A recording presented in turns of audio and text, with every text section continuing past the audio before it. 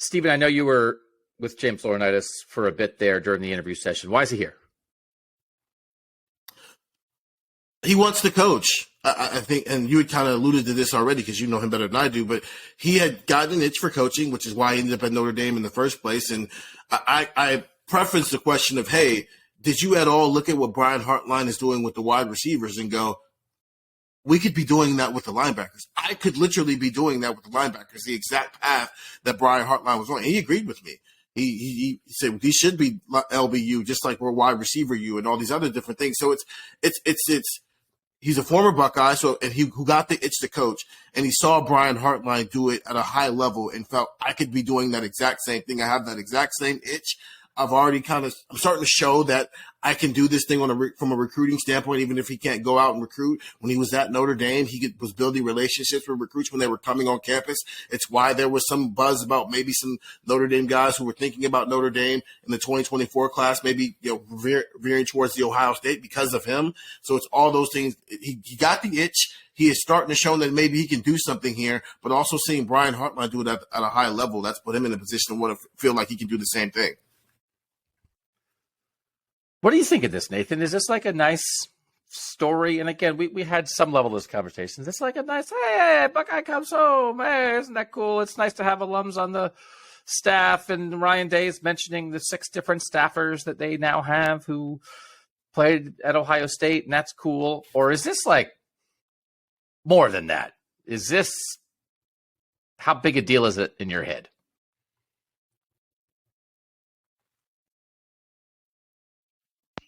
You know, for a first-time coach, I think it was reasonable to wonder if what was he going to, did Ohio State want to be the team, the place that was taking a chance on him getting his first foot in the door?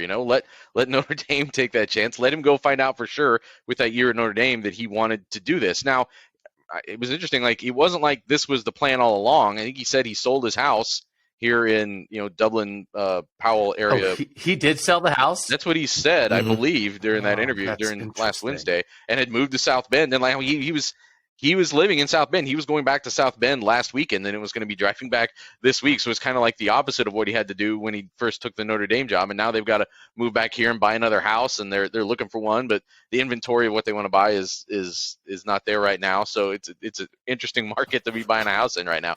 But you know what I'm saying? So it wasn't like this was always like, hey, just go make sure, and then we'll have a spot for you next year. Like that, it clearly wasn't like predetermined like that. But I think what he found through that year, I think there's 2 things that are important here. He got out there, as you've talked about, got there and found out like, no, like this is the thing. Like this is what I'm supposed to be doing. I'm a coach, and I want to coach, and I love it, and I'm ready to do this. And you're just kind of making a lifelong commitment to it at that point. But on the other side of it, as Steven's kind of alluding to, he was making a difference there. Like, he was getting a reputation for like, hey, you took this young linebacker and made him better. You made an impact in recruiting. There's guys who were were committed to come to Notre Dame because they want to play for James Laurinaitis. James Laurinaitis. James Laurinaitis. I didn't grow up saying it like some people did. James Laurinaitis. They want to play for James Laurinaitis. So, like, it wasn't just that he, got his feet wet, did this little internship or whatever, and now he deserves to come to Ohio State. I think Ohio State saw not only, yes, he's committed to it, he can demonstrate that, but he's demonstrating his worth, and he's demonstrating his value to a program. If Ohio State brings him in, it makes their program more valuable. I think maybe that was the most crucial thing of why he's here now, that it isn't just a pat on the back and a boner throwing to an alum. It's a guy who says, this is how I can make your team better. And he said that was also part of almost a prerequisite for why he would come. Like, you want to have discussions. How much am I actually going to get to coach the linebackers and be really involved in a hands-on way? Because he had a big role with Notre Dame and felt like he was making a difference. He didn't want to come here and have some kind of, secondary behind, off to the side thing. Like, he wanted to be really involved with it, and he got those assurances, and he is excited about coming here to Ohio State and doing it. Which I think was really interesting that he had as big of a role coaching the linebackers as he did as a GA at Notre Dame, given he wasn't a position coach, but also the head coach is a linebacker coach by trade. So that's a lot of different people with their hands on the linebackers, and yet James Laurinaitis still had a role and still had a voice. And now you're putting them in a place where the only voice, the main voice in that room is also the defensive coordinator, who probably would rather spend that time scheming up in a room, as we like to say with him sometimes, which is he's probably going to be even more hands-on at Ohio State than he was at Notre Dame. I think we're thrown off by the reality of Ohio State. I think the head coach should not act like a position coach, ideally in a world where you have position coaches that you have full faith and trust in. So I think that's like Marcus Freeman's like, what do you mean coach the linebackers? I have a whole program to run. Yeah. He also has an offensive coordinator to replace, which we'll be talking about in the College Football Survivor Show this week, that Notre Dame lost Tommy Rees to Alabama. How did anyone ask James Laurinaitis, hey, you're going to be the linebackers coach in a year, right? Like full-time staff member? Well, come on, right? Come on. There were definitely questions. Come on. Definitely questions kind of trying to pry out of him what his career ambitions are.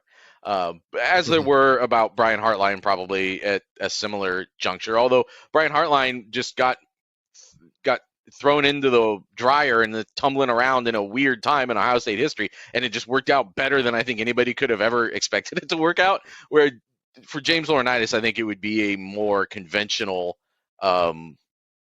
process. But he said, yeah, I want to be, this is what I want to do. I want to be a position coach. I'm not going to lie to you. I want to be, this is what he wants to do full time. This is going to be his new life. He's a coach now.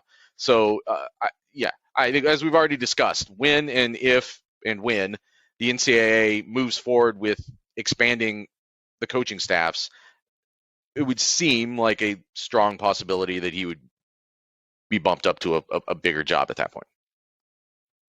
I'm looking at FanDuel. I just brought up the odds because it's on my phone. You can have it on your phone. And I just looked up the odds that James Laurinaitis is Ohio State's full-time linebackers coach for the 2024 season, and it's minus 10,000. So you have to bet $10,000 to win $1 on that bet. So I'm gonna bet it because I could use $1. So that's gonna happen. That's gonna happen. And that's not inside information. That's just come on. Of course he's going to do that. And then how much was the Michigan game brought up? Because I don't think we said hire James Laurinaitis as a GA on our list of what they need to do to react to the Michigan loss, Stephen, but we could have. we could have said stack your coaching staff with Buckeyes who have beaten Michigan. Was it asked of him, to our knowledge? Come on, people. You're not asking James Laurinaitis about Michigan. What are people asking about? But even when you think about that, it's fun. They actually do have people on their staff who have beaten Michigan and have actually never lost to Michigan until they became coaches. I mean, Brian Hartline, C.J. Barnett, literally anybody who's a former Buckeye on the staff before the last 2 years, he had never lost to Michigan before. So I don't know if hiring James Laurinaitis checks off that box the way that we were talking about when we were having that discussion. You don't know if James, of course it checks it off. I mean, he's one of the greatest Buckeyes of all time. He beat Michigan 4 times. But from that standpoint, but just the beating Michigan, not the individual talent standpoint that James Laurinaitis was, just the beating Michigan part, you have guys on your coaching staff already who so you think it's like, we got C.J. Barnett, we're good. I mean, Brian Hartline also. Okay, one. Those are two pretty... So nobody asked him. You guys listened back to it. He didn't get asked about the Michigan thing. Hey, you're coming in at a time when Ohio State's lost twice to Michigan. What can you do to help Ohio State beat its rival? He didn't get asked that? Nobody asked him that? I wasn't at the table. I don't know. Yeah, but you guys listened back. What you listened to, you didn't hear that. Not to my knowledge, that was not. Come on. I can't listen questions into the interview in retrospect. No, I'm asking. Not to my remembrance, nobody. He never got asked about it. I don't. Were you saying that you can't listen to the question? No. I'm not saying you guys who weren't there or shouldn't have. I'm saying what people had 17 questions for James Laurinaitis, and none of them were, hey, Michigan, come on, people, ask the Buckeye that's part of it. I guarantee it's part of it. Now it's not. I mean, maybe it's not the highest thing on the list, but I do not think so. They are promoting the fact that they have all these Buckeyes on staff, and I do not why now? Okay, so he went and got a year experience. I get it, but why now? Why now? So why now? Come on, it's part of it. I don't know how much of a part of it is. I think it's a much less of a part of it than the things I was mentioning before, that he was getting good reviews from Marcus Freeman as to the work he was doing with the linebackers there, that he was having a demonstrable effect in recruiting. Those things are much more important to Ohio State than the fact that he was beat Michigan as a player. Because I think the most important thing to Ohio State, it's not that he beat Michigan as a player. It's that they have a person in the building who can speak to the rivalry in a firsthand way, who's not someone you have to bring in from the outside. And I think that matters. They're number one. What's the number one thing Ohio State has to do right now? Beat Michigan. It's the number one thing. But how many years does a coach have to be on staff? Like Larry Johnson can't speak to the rivalry. He's been here since 2014. Ryan Day's been in the program since 2017. Like these guys can't speak to the rivalry at this point. It's not playing in it. Part of their life. It's different.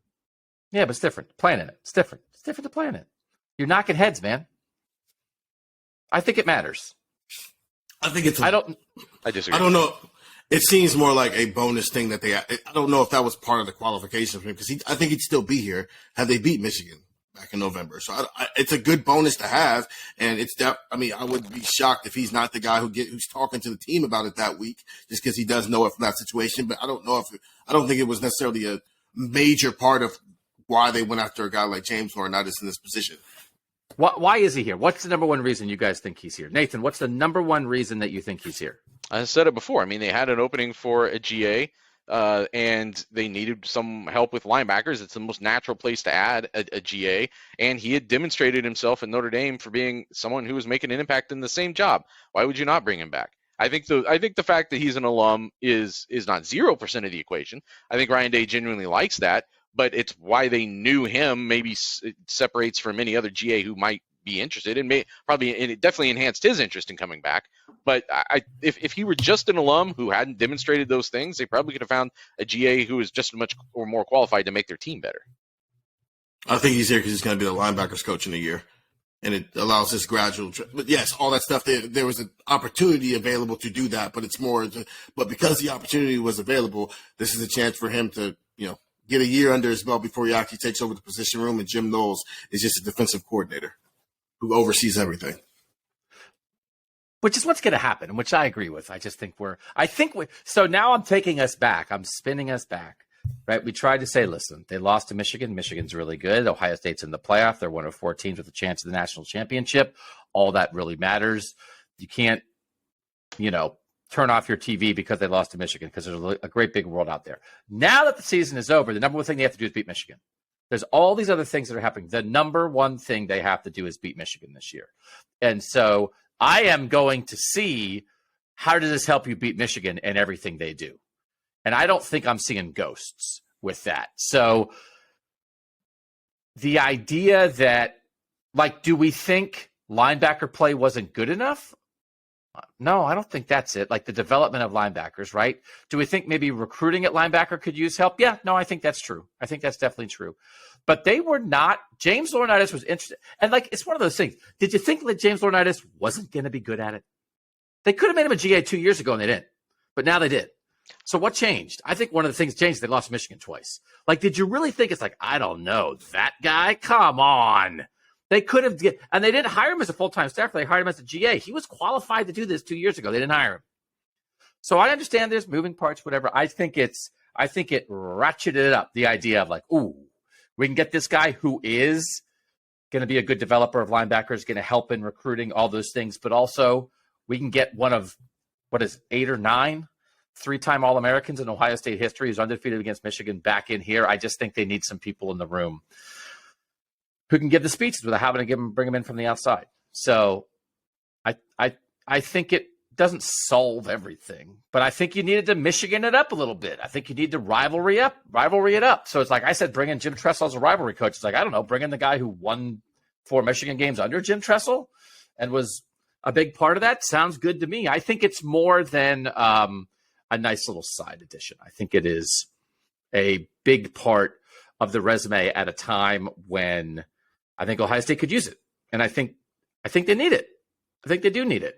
We need to revisit that discussion in the offseason, because I feel even less like you do now than I did the first time we had that discussion back right after the Michigan game. But I think I agree that I see how does Ohio State beat Michigan in all of the things they're doing. But I see James Laurinaitis coming in potentially freeing up Jim Knowles to do more defensive coordinator things, spend less time as the linebackers coach in minute ways, that is a way that helps them beat Michigan. And it has to do with him being a competent person at that job more than the fact that he was on teams that beat Michigan.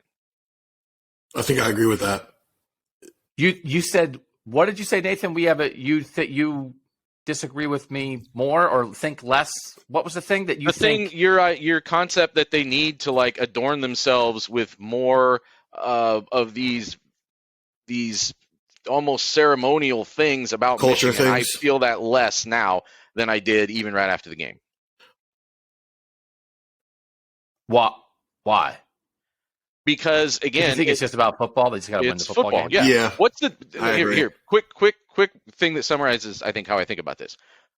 What team was better, the 2018 Ohio State football team or the 2022 Ohio State football team?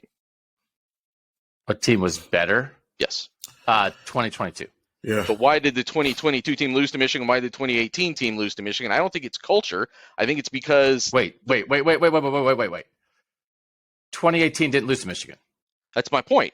The 2018 beat Michigan. The 2022 team lost to Michigan. I think it has a lot more to do with how good Michigan is than some big cultural deficiency that Ohio State has. And that's the conversation that we can have on a different episode. But Urban Meyer was the head coach in 2018. Urban Meyer, who lived and breathed and drove everybody crazy about the thing. Yeah, and he handed that off to Ryan Day. Ryan Day didn't. You saying that you think that didn't keep happening under Ryan Day? Ryan Day made that a staple of what he was still doing around the Woody. This goes back to a fundamental. This is a pod in itself. Disagreement. That's what I said. That's why it doesn't need to be. Yeah, of the view of the rivalry. I think I'm somewhere in the middle of both of those things. I do agree with the notion of, I think Ohio State lost a football game. And so they needed to do things that would improve the football aspect more than they needed to do the culture stuff when it comes to this rivalry. But I don't know if I'm so far that way of, there's some culture aspects that maybe need to be re-emphasized here. I do agree with that, but I don't know if there is some part of it that's just as simply as some football things happened that ended up making them lose a football game. Let me ask you this. We'll end it here and tease the future pod that we will do on this. In 2021, who was the better football team, Ohio State or Michigan? Nathan, what would you say? I think that's debatable. It's close. You think it's close? Like a toss-up? I think there were enough deficiencies in that Ohio State team that it made them more susceptible in a matchup way than they often are, and that they often have been against Michigan in the past. Steven, who do you think was better in 2021? I think Ohio State was better. I can't back off of what I thought before going into that game. I thought Ohio State was going to wipe the floor with Michigan. And just because Michigan ended up winning the game, I can't back off of that when I thought Ohio State was better to begin with. So I think Ohio State was the better team. But you thought that because you didn't know how good Michigan was. You didn't have a handle on Michigan. I think Michigan was better in 2021. Then they were in 22? Better in 21. I think Michigan in 2021, I think Michigan was a better football team than Ohio State because of Ohio State's deficiencies on defense and what Michigan could bring with Aiden Hutchinson and David Ojabo and Dax Hill and what they did on both sides of the ball and the way they devised their run game and how they could get after you. I think what they did best, they did better than what Ohio State. And I don't think they had as glaring a deficiency as Ohio State did on the defensive side of the ball. And like Ohio State's trying to hand the ball to a freshman running back on 3rd and 1. So I think in 2021, Michigan was the better team. Who do we think was a better football team in 2022? I think Ohio State was a better team than Michigan in 2022. And again, we can get into the specifics of how you match up and all these things, but I think Ohio State's better. Michigan didn't have Aiden Hutchinson and David Ojabo and Dax Hill, and they didn't have Blake Corum for the Ohio State game. So Nathan, who do you think was a better team in 2022, Ohio State or Michigan? Yeah, I think on paper Ohio State was better, but again, it's similar to 2021 where there's enough deficiencies there that you were susceptible to losing to a team as good as Michigan. And Michigan, these last two Michigan teams, as we talked about before, were so much better than most of what Urban Meyer had to play against. See, I might use Doug's logic and apply it to 2022 because, we didn't J.J. McCarthy ended up doing some stuff in that game that he hadn't shown all year, and maybe some of that was, Jim Harbaugh not wanting to show all that stuff all year. But once again, Michigan had a guy who could attack Ohio State's deficiencies, and they had a quarterback who could attack a secondary that had been a problem all year. But C.J. Stroud's better than J.J. McCarthy. I think Michigan was better in 2021, and we didn't realize it until they played the game.